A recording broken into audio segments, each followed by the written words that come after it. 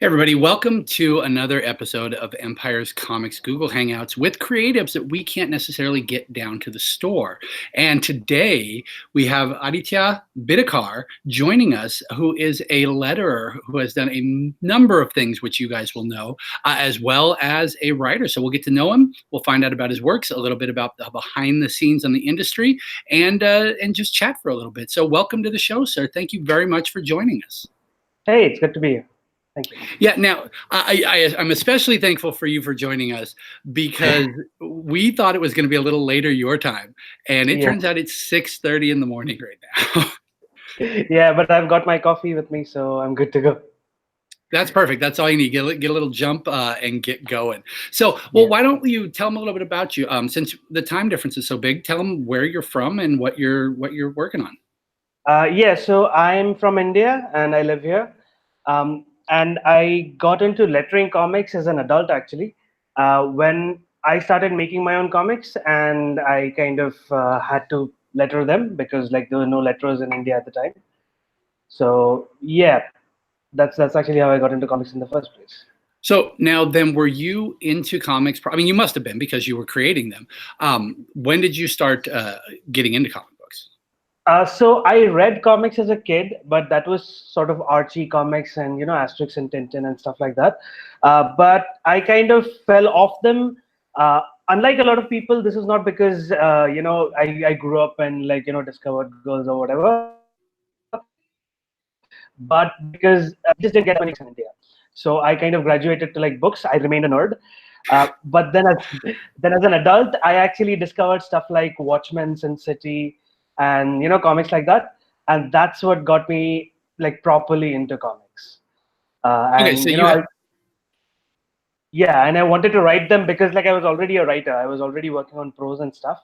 So the first thing I thought when I read Watchmen and Sin City and I don't know, like Sandman maybe, was that I want to make this. Like before even wanting to read them, I wanted to make them. Okay, so you had a normal experience with that. Then you had all the kid stuff that you got into and you enjoyed, and just kind of fell away. And then it was the masters that brought you back in and really made you want to be a part of this industry, essentially. Pretty much. Like Alan Moore was like, like everybody, Alan Moore was a giant influence, and still is actually. Well, that is completely understandable. Then how do you go? You read these comic books, you get inspired, you're thinking you want to be a part of the community. Where did you? So you'd already said you'd written prose. What was your first work, and what did you do with it in a comic book format? So the first thing I did in comics, actually, the first two comics I made were adaptations of short stories I'd already written. So I'd been trying to write scripts, but I couldn't figure out the format very well. So the artist that I was working with, he pretty much actually asked me that there are these couple of short stories of yours that I really like. So can I just like turn them into comics? And he kind of made thumbnails and sent them over to me, and I would give him feedback. So that's actually the first couple of collaborations that I had, after which I kind of figured out how to do scripts. So towards the beginning we would publish them in a magazine in India. So there was just a lifestyle magazine, and I just sort of convinced them to give us 4 pages every month. Nice. And we just made comics very cheaply. I think we got paid like a total of like $30 every 4 pages or something. Okay, so well, Like, you were doing it because you loved it. absolutely, yeah, totally. Now, So what was the comic about? The first one that you guys did. the first one was actually it was a comic called The Last Defenses of Mankind, and it was about this guy who might or might not be a spy, but who believes himself to be a spy, and he believes that the woman who lives across the road from him is also a spy, and that he's sharing some sort of secret communication with her. So it's about his essentially his delusions, Okay, now kind of. has that ever been collected, or is that just was that something for the magazine and then you moved on? It was collected. Like we kind of put together a black and white collection of like 11 comics that we made, which I should be putting up on my website in PDF form in the coming months, because like I've recently gotten back into writing, and I'm kind of right now in the process of collecting everything I wrote a long time ago. So it should be available soon, but I can't really say when. Like I'm not sure. Well, that's a whole nother process. Once you start doing all the formatting, I mean, you got a job already. Once you start doing all the formatting, putting it up, building the website, that can be quite an endeavor. Because I went and took a peek at your website, and you've got quite a bit of writing credit up there, whether it's prose or whether it's comics. I mean, you kept going in the comic industry, creating your own stuff. Yeah, because I loved comics, and like the moment I kind of found comics, like I actually remember I was standing in a bookshop and I, for the first time, held a copy of Watchmen in my hands. And before that, I just sort of, seen pages from it online, and I kind of couldn't figure out what was so interesting about it. But then I held it in my hands and I kind of saw the 9-panel grid, and I kind of saw the repeated symbolism. Like I just flipped through the pages and I was like, wait, there's some kind of magic here. Like this is way more interesting than prose. So after that, I kind of didn't look back. So I kind of after I decided to kind of stop writing for a while because I needed a break. Comics was still the medium that felt like home, essentially. You know. Now, did you do the lettering on your original books? Because that's an interesting transition going from the writing aspect to the lettering aspect. What brought that on?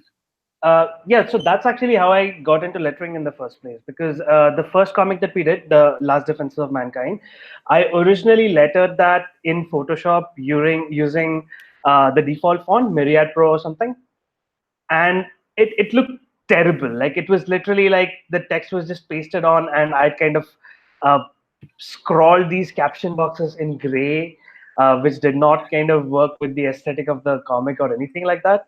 And there was this British writer that I knew called Tony Lee. Like he writes comics and he writes audio plays and stuff. So he was coming to Pune, which is where I live, and he kind of wanted to meet up with, like, I'm a Doctor Who fan, so Nice. he wanted to meet up with fellow Doctor Who fans and comics fans. So I actually asked him to take a look at my comic because I kind of didn't know anybody else doing it professionally around here. So he actually, he looked at the comic and he said, the writing is fine, the artwork is pretty good, but you have paid zero attention to the lettering here. And he actually took me through the entire 7-page story, and he actually told me how I could have used the lettering to kind of enhance the storytelling. He talked about placements, he talked about matching styles, he talked about repeating information in text that's already there in the image, why you shouldn't do that and stuff like that.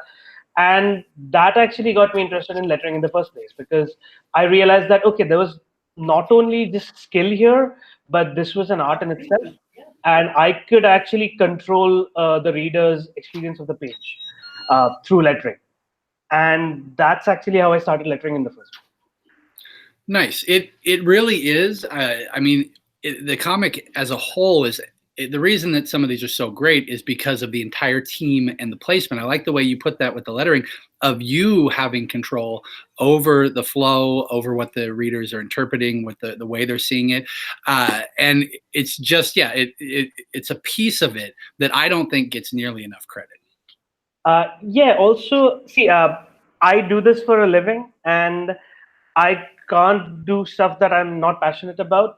So whatever anybody else might say, I believe that I'm the most important part of the creative team. Nice.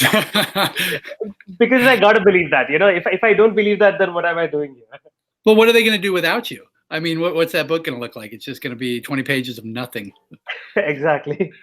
Well, then, so he walked you through all of this, and you'd been creating your own comic books. But what did you? I mean, are you like a graphic designer? Do you have any history with these kind of things, or was this something you just kind of immersed yourself in and then figured out how to be a great letterer? Well, thank you. So that's exactly what I did, because um, I I came to lettering essentially as a storyteller, because uh, I was a writer, so I kind of that's how I came to lettering. So the graphic design aspects of it were the things that I learned as I went. The things that came naturally were stuff like placement and storytelling and stuff that that was the thing. That was the things that I already sort of had a feeling for. So everything else I kind of learned as I went. Uh, there were tutorials on the internet, and there was a forum that I was a part of which Nate Pico, Todd Klein, Tom Ozikowski, like these people were members. So I got a lot of advice very early on from some really great people. Well, that is very helpful with the way the internet is now. And them with this being a community that it is wanting to help and make you better. I mean, Yeah, that's fantastic. So then, yeah. Like I outside of got your, oh, sorry. go ahead. I actually got critiques from Todd Klein about a page like that he'd originally lettered from C Guy, which was quite interesting because I could then contrast what he had done with what I had done and with what he had said about how he had approached the page in the first place. So, that was really useful. Well, then, so where did you get your first start in American comic books? Because now you're taking on stuff from Vault. Of course, you're working on Image with Motor Crush, Isola, which we'll talk about in just a little bit here. And so where did that start? How did you make the jump? Uh, so I'd already started working for some Indian companies, and I saw David Hahn, like the artist, who had already read from some Vertigo comics. So he had posted a preview of the entire first issue of his series called All Nighter. That was a black and white series that he had actually lettered himself. So I actually, we followed each other on Twitter at the time, and I DM'd him and I asked him if I could sort of give him some sort of critique on the lettering, because I thought like everything else was pretty working pretty great, but the lettering was not quite up to scratch. So he welcomed that, and I wrote him a letter, and essentially I said that look, here are the things that you could do to kind of improve the lettering, but also I would be willing to take it on if he was interested. So that was essentially me kind of saying that you don't have to hire me. Here's things that you could do yourself, but it would be great if you hired me. And he actually did hire me, and I actually offered to do it for free because I was quite hungry at the time and I needed the credit. But he Just paid wanted to me. get your name out there. Exactly, yeah. And but he paid me. Like he actually ended up paying me for that. So he actually asked me to do a couple of pages of his book as a sample. And once I'd done those, he was like, happy. Here you go, letter my book. So that was my first international credit.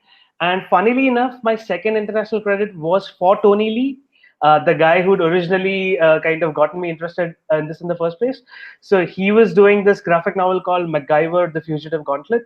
And I saw a post about it, and I mailed him and said that, if you don't have anybody interested already, like, I would like to give it a go.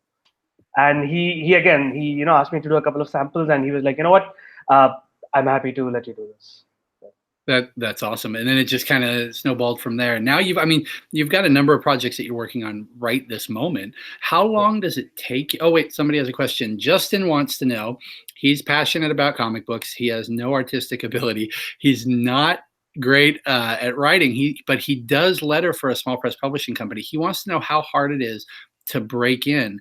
And if it's oversaturated, if there's already enough letters doing the jobs, or if this is something that he should pursue. uh, See, if break in, anybody can, because I literally live thousands of miles away from the industry, and I had zero contacts when I started. And I managed to get work. So I think just I think what you need to be ready for is to get a lot of rejection, because I had 2 points when I kind of broke in, so to speak. So I started lettering in 2010, 2011, and I ended up sending a lot of emails to people. After which I actually did a 3-year exclusive with an Indian company as a letterer and editor. And so after that was over, I had to kind of start from scratch again as a freelancer. And again, I had to send out a lot of emails. And I think I sent out something like 40 emails in the first 4 or 5 months of freelancing, out of which 5 materialized into something maybe. But Okay. those 5 worked out. Like that's, at this point, I don't really have to send out queries and stuff. So you have to be ready to get a lot of rejection, hear a lot of no's, and you might hear one yes, and then you gotta kind of smash it out of the park. So that's how you get in. But I think Okay. if I can get in, anybody can get in. All right. So persistence, obviously dedication to your craft, a lot of practice. Make sure you show your best work, and then it sounds like it's also a lot of a numbers game. Yes, I genuinely believe that uh, every rejection, like rejections are not really rejections. Like they're just somebody telling you that you're not quite a good fit for them. That's not any kind of shade on the quality of your work or whatever. So I think those are just part of the experience. So you should just keep going. Okay. All right. Well, then you have done with Brendan. You've done Motor Crush. Do we know? Or is that coming back anytime soon? Can you say? Uh, no, I can't really say. Like I don't know exactly for sure when it's coming back, but I think I'm pretty sure it's coming back. Okay. Okay. So you've worked with Brendan on that. You worked with Brendan on and the whole crew on Isola. What brought about that connection? So I worked with Brendan first on Motor Crush, and that actually came about in a funny way as well. Cameron Stewart was down in India for the Mumbai Comic Con, and I just walked up to him. At this point, I was only lettering Drifter, I think. Like that was the only thing I was lettering. This was just when I just started freelancing again. So there was Drifter, and I think that there was one more graphic novel in the works. But other than that, I had no international credits. Like I just done work for a company where I had an exclusive contract. So I started chatting with Cameron, and he talked about how he was finding it a little difficult to letter Motocross because at the time he was doing it himself. And I basically said, I could take that over for you if you need. And once again, he said, like, the artist has like some very specific requirements. She wants the whole thing to look like hand drawn and manga-ish. So I was like, I'll do samples. Like I'm ready to do samples for you. So in the next couple of days, I sent Babs and Cameron a bunch of samples, and that's how I got hired on Motor Crush. And Brendan, I think, just enjoyed working with me on Motor Crush, so he brought me over to Isola. That's great. So yeah, I guess don't be afraid to go up and talk to them because what do you have to lose by putting something in their hand? Exactly, you never have anything to lose. The worst you can hear is a no, which is just where you were before you started the conversation. So you're not really worse off ever. Nope, that is very true. Now, Isola is coming out right now. We've got a couple issues in on the second arc, and that book has been doing fantastic. We not only sell a ton of individual issues, but we can't hold on to the trade. We are Wow. constantly bringing it in. It's one of the best image trades that we're selling right now, and we Image outsells everybody else in the store with trade paperbacks by far. Right. So this one's really special. What's really neat is we have now had with you on here every single creative member of the team on our Google Hangout. We really wanted to do that. We wanted to bring it together because we love the book so much. We've done book clubs for it. We have a podcast called Cracking the Vault Podcast, and they've given it all kinds of awards at the end of the year. So you guys are really knocking it out of the park here. Thank you so much. Like, I think Isola is one of my favorite books to work on, and it takes me a long time to letter it just because I spend so much time staring at the artwork. It's just such a beautiful book. I still can't believe I'm working on it. Like, I still, every time I sit down to letter Isola, I'm like, okay, don't mess this up. Don't mess this up. It is beautiful. It's a fun story. It's beautifully drawn. The colors just pop off the page. Like, Oh, Michelle is so fantastic. Seriously. she is Michelle, and she makes very specific color choices that really accentuate the story. And so when you get it, do you have the finished colored pages so you can see the full product, or are you working on are you getting it early?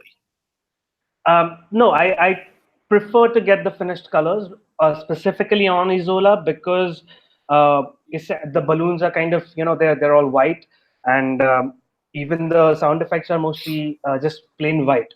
So I much prefer to have the colors with me. Sometimes I've had to work over line art, but nothing less than that. But I still go over the whole thing when it's done with the colors, and to make sure that everybody's happy with it. Also, like, kind of Carl is the guy who kind of keeps an eye on how everything's working. So like he has the finished book, like the latest version of the book with him at all times. So he kind of make sure that everything's working well. But I much prefer to work on finished colors always. Sometimes it's not possible, but most of the time I actually do get finished colors or at least flats. Okay. Now, is this a font that you had created previously, or did you do stuff specifically for Isola? There's So the font that I'm using for the body copy is actually a slightly modified version of an existing font.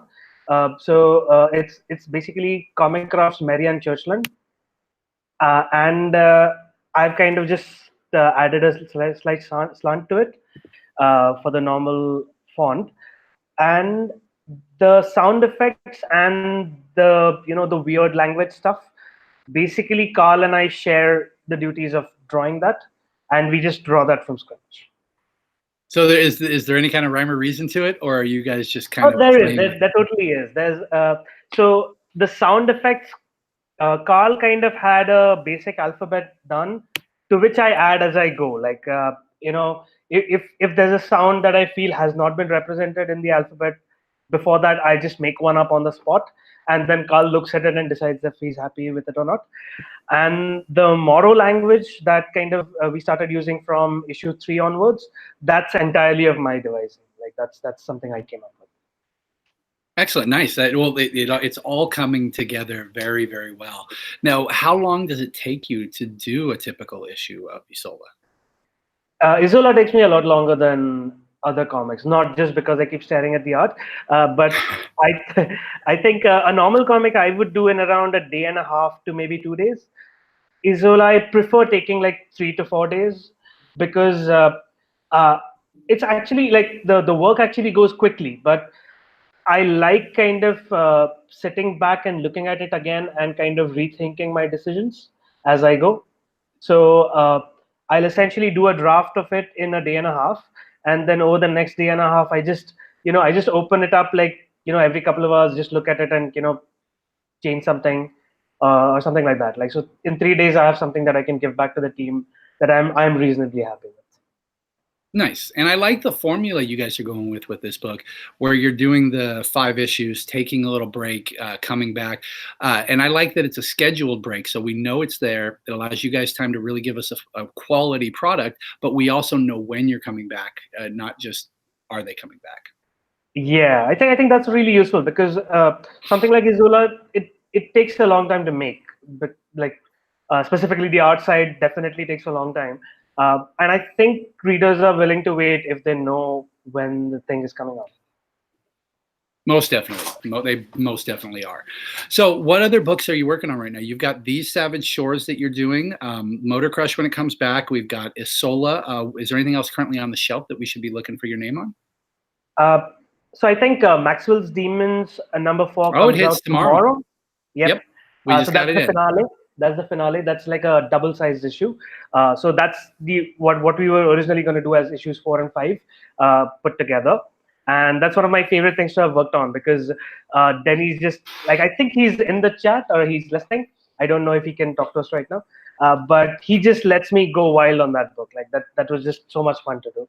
So that's something that's coming out. Then These Savage Shores #5, the finale, comes out I think next month. Um, then there's Little Bird, which is serializing at the moment. Oh, yes. Another one. Yeah. The first 2 issues, Yeah. they sold out immediately here. Oh, that's brilliant. That's good to hear. That's again like a book that Darcy basically kind of constantly pushed me harder on that. Everything I would come up with, he would be like, you could go further on this. Like there could be more of this. So that's a lot of fun to work with. Anybody who tells you that you're not going far enough, that's always good. It's always Um, good to have somebody give you a little extra push in the right direction, yeah. a little extra motivation. Yeah. So other than that, I think there's Bloodborne #11 just came out a week ago, I Last think. week, I think. Yep. Yeah. Although that one, I think I had literally 4 words of lettering in that. So that was an interesting experience. Then what else? I have a bunch of books kind of coming together for the second half of the year. Uh, I think that's it for now. Like I did a lot of, I was putting out a lot of work last year, but this year I've kind of been taking it slow, because I've been concentrating more on my writing these days. So Yeah. which is excellent. I wanted to talk to you about the writing and the prose because you had quite a few bits of prose up on your website, to your credit, and you have something where you want to accomplish 250 written stories in a year. Oh, I actually, that was a project that I actually did, and I kind of failed at it. So I ended up with 200. I think I ended up with 229 stories, and then just ran out of steam. I don't So think you that need to beat yourself up over 229 stories in a year. I know, I know. So I that was something I did from 2010 to 2011, approximately. I think it ended up taking me like a year and a half rather than 1 year. So I don't think I was working in comics very extensively back then, and I was much more of a prose writer.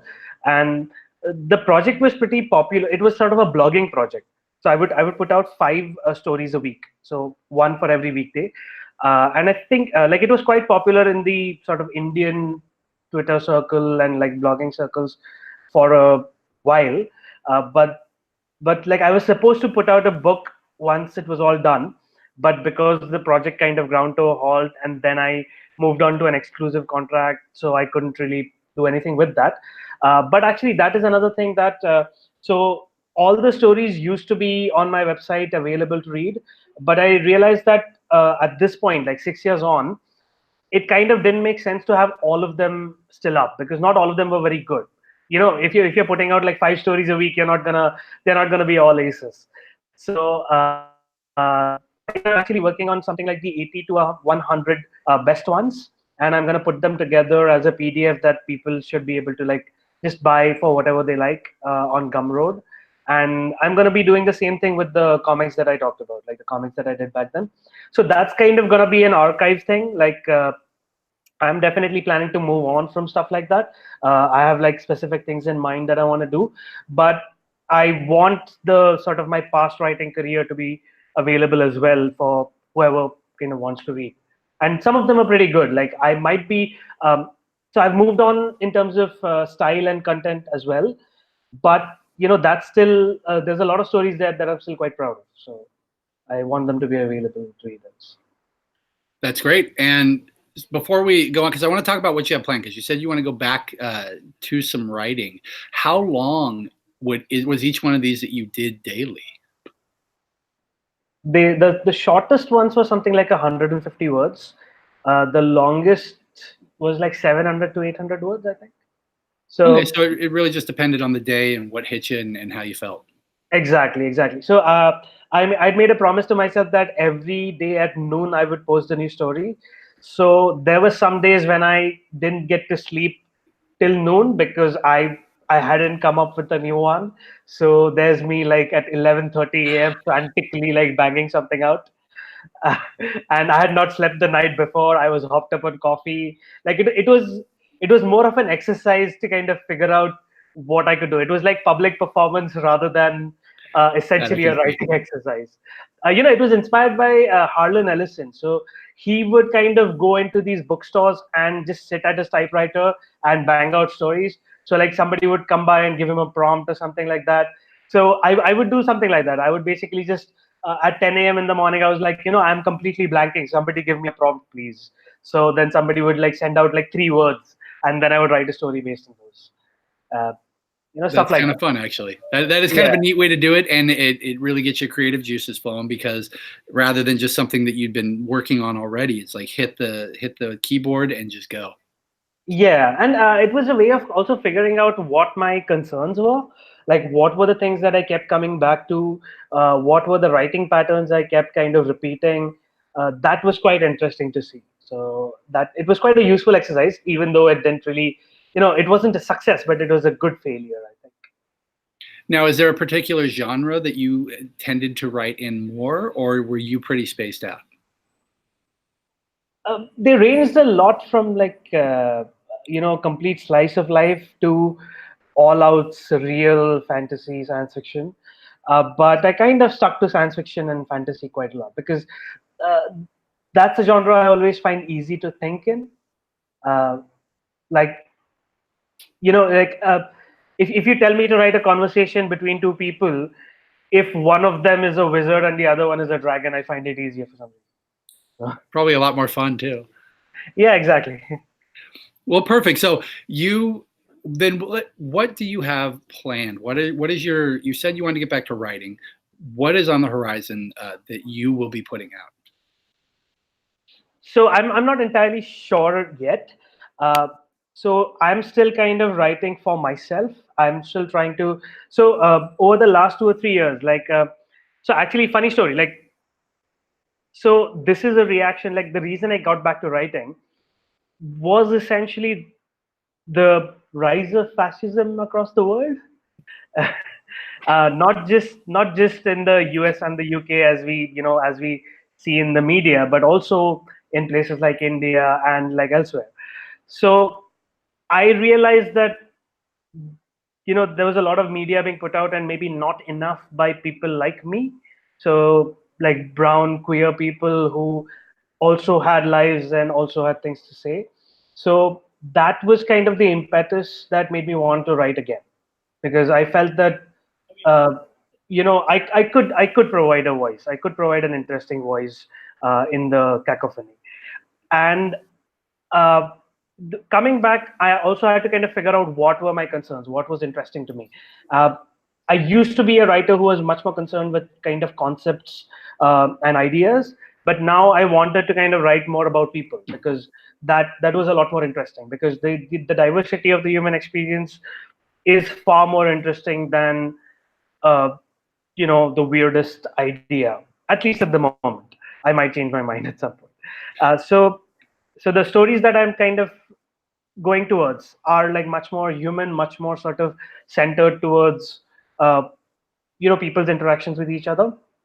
And so that was a learning experience, because I had not concentrated on that kind of so directly before. So I had to kind of go through a lot of really bad writing to get to a point where I could feel that I could put something out. So that took like 2.5 years, and not just because I was writing, but also because I was actually holding down a day job. So that was actually why I kind of cut down on the lettering, because I realized that now I needed more time to write because I was getting better. Um, and the kind of stories that I want to put out are stories like that. So I have two specific things that I will be putting out. I think one will be an anthology of sort of themed science fiction short stories. So they will all the idea is essentially, it's called Complex Systems, and it's all about science fiction at towards the edges of human nature. So like, humans are weird, humans are strange. Like, humans can do some very strange things, and I find them very interesting. So like the weirdest kind of people at the peripheries of society. So that is one thing, and there's another thing that's far more sort of directly related to like colonialism and imperialism. That's going to be a longer story. So the idea at the moment is that I'll be probably serializing them digitally and then collecting them into print in some form or the other when they're done. So I'm Okay, not entirely sure how it'll happen. and these will be prose. You're going back to prose. No, these will be comics. Oh, they will be. Do you know? Are you still in the beginning stages? Are you figuring out what you're doing, or do you know any artists that are jumping on board with you? Not yet. So the anthology, because I'm still a little bit unsure about the quality of everything I do. The idea right now is that I'll be writing 10 to 12 scripts, and then I'll be taking 6 of them to artists and kind of the best ones. So I have artists in mind. I haven't started talking to them yet, but it'll hopefully happen soon, like maybe later this year. The other one will probably be coming out next year, because I would like to have the whole thing scripted out before I take it to anyone. Okay, and I mean that's fair. You want to have it in the bag so that you don't talk to somebody, make promises, and then your life gets complicated and you don't have anything to deliver. Exactly, because something like 2 years ago, I approached a bunch of artists, and they were all interested in working with me, but I just didn't have time to produce the scripts. So I don't really want that to happen again. Well, that's nice that you're able to take or pull back a little bit and devote some time to this, because it sounds like as much as you enjoy doing lettering, writing might be where you really want to be. I wouldn't say that. I think lettering still, my first love almost, because uh, lettering is just fun all the time, while writing is a lot more anxiety inducing. I have, strange, hours of panic before I can write. I used to be a smoker, and I quit like 3 years ago, 2.5, 3 years ago. Congratulations. Thank you. And writing is writing is the activity that gets me closest back to that feeling of wanting to smoke again, just because how stressed it makes me. But I love doing it. Like, it's fun. But lettering is still a lot more just fun on a day-to-day basis. Like, I can sit down. I know what I'm about to do. I know I'm gonna do it well, and I know that at the end of the day, I'm not gonna feel like, I'm not gonna feel like crap about it. All So right, so let that's fair. yeah. So Uh, lettering's still gonna be like, 3 days a week I letter, and then 2 to 3 days a week I write, something like that. okay, now it looked like you have some fonts of your own that are going to be available to people. How is that going to work? Is it going to be like a pay to get the fonts? Is it just something you're putting out there like you did with the others with pay as you will? Um, Something like that, but those will have like prices. Like, those won't be like pay what you want. Although I might do discounts and stuff. So I'm still putting that together. I want to have a library of like 8 to 10 things for people to buy before I actually assemble something.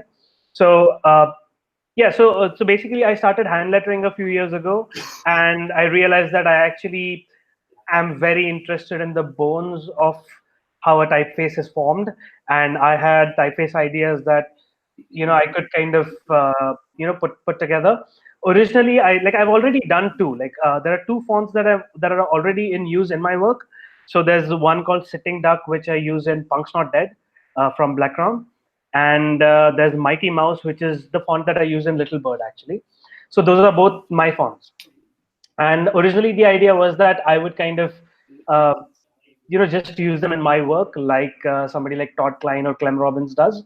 But then I realized that, they do take a lot of work, and if only I'm using it, and at this point, it's not really, like, nobody comes to you and says that, hey, I like the font that you made, so letter my book.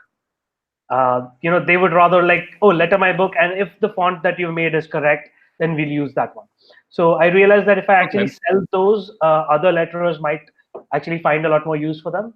So, that it's partly about, like, making money out of my work, but also it's just seeing them out in the world. Like, these are things that I created that I'm quite proud of, and I would like to see them out in the world. And that's fair. I mean, it's a win-win. It's a win for you because you're putting it out there. It's a win for them because they now have access to something that may work perfect on a work that they are putting together. Hopefully, yeah. So I have two fonts already, and I'm working on like 3 or 4 more. So when I get to something like 8 or 10, I'll actually, put together a website and I'll start selling Okay, that's perfect. Now, I have a question that's outside of work related, them. period. Sure. So you mentioned that you like to take pictures of cats you meet. Yes. So what is that about? And do you just, if you see a cat, do you take a picture of all of them, or does it have to be look a certain way? No, no, no. It's cats that are friendly, basically. Like, Okay. so cats sometimes don't like people, and I respect that. So I take pictures of the cats that like me back. All right, that's fair. I have a similar thing. I wouldn't say obsessed, maybe passionate about pugs. Right. I do the That same makes thing. sense to me. That totally makes sense to me. Yes, it does to me too. Well, I usually ask for any kind of inspirational advice or anything that you can help people. I mean, we've kind of already covered that with the question. Is there Right. anything else you can think of that might help up and comers who want to do writing, who want to do lettering, or who just want to be in the industry, or are just passionate and want to put out their own work?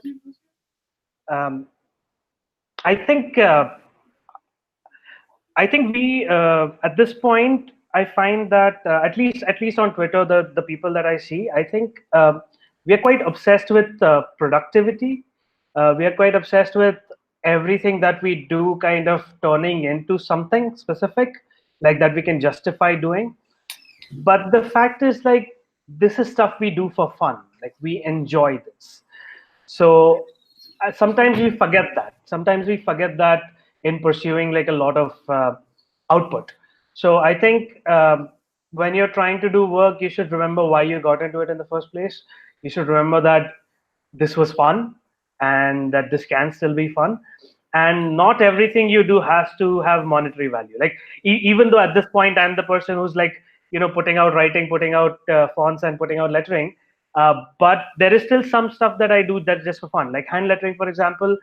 Almost every book that I've hand lettered or story that I've hand lettered has not been of the monetary value that kind of the work sort of would require, but I've done it because I've enjoyed it. So I think that's something that people would do good to remember. Like this is fun. And that is good, because I mean, often when you love something and then you find yourself in it, it doesn't necessarily live up to what you were expecting. But it sounds like you're still finding joy on a daily basis, whether it's writing or lettering or doing things that don't even see the light of day. Yeah. So I was talking the other day about writing, and one of the writers that I worked with actually talked about how sometimes like a script was like pulling teeth, and I was like, I felt that. But also, the fact is, this was something that I wanted to put out because I enjoyed the thought of it. So every time things get to be a little too difficult, I kind of come back to the bit where, this is enjoyable, this is fun. And if I'm not enjoying it for a really long time, maybe I should step back. That's actually the reason that I took a long break, because I wasn't enjoying it. It wasn't making me enough money, and it was just kind of I'd sort of lost my way. I'd forgotten that I'd started it for fun. Like I started writing as a Okay. kid because I really enjoyed. Like I remember, like I've written thousands over thousands of words as a teenager that have gone nowhere, but I remember enjoying them. Like I remember enjoying doing them. So like yeah, that's a good reminder, because everybody else wants you to be productive, but you're the one who has to guard that little core of why you're doing it. So All right, no, that is definitely some good advice. Thank you very much for joining us, sir. It was nice to talk to you. Where can they find you online? I'm on Twitter at Aditya B, and my website is adityab.net. So that's still being put together. Like there's still some stuff missing from there, but slowly everything important will sort of be there. I also put out a weekly newsletter. Like it's I try to make it weekly. It's not like every week. So I write about writing, I write about lettering and stuff like that in that newsletter. You can sign up for that on my website as well. Like there's a little sign up form there. And I'm on Instagram at Aditya Bidikar. I think that's about it. I don't think I have anything else online. Okay, so Instagram and Twitter are the best ways to connect with you and see what you're working on. Yeah, and if you want to get in touch with me for work, you can do that from my website. There's a contact form. All right, that's awesome. Make sure you guys go check him out, and make sure you check out the books that are currently coming out. These Savage Shores is about to finish up. The trade will hit. Isola, we have them on the shelf right now, so take a peek. It's one of the most beautiful books. Like he said, you're going to get lost just taking everything in. And again, yeah, no, it's beautiful. So thank you again for joining us, sir, and thank you for coming so early to sit here with us and talk about your works. I really appreciate it. It was my pleasure. This was fun. Thank you. Thanks for doing this. You got it. Well, guys, again, when you're in the shop, ask me, and I'll point you in the right direction for the works that he's done. And then we'll see you guys in the store. Thank you very much.